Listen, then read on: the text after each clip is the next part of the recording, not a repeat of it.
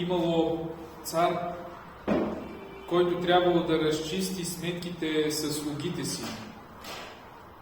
Най-често по това време притчите се свързвали с някой цар. Много често се използвал царя като главен герой в притчите. И имало един слуга, който дължал на царя си 10 000 таланта.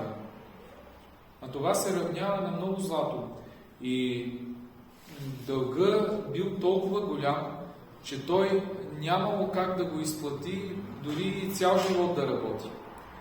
И затова господарят казал: хвърлете го в тъмница, и него, и жена му, и децата му, докато не изплати целият дълг. Защо и жена му, и децата му?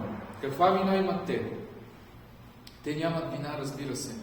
Но когато един човек върши някакви неща, те косвено се отразяват и на неговите най-близки.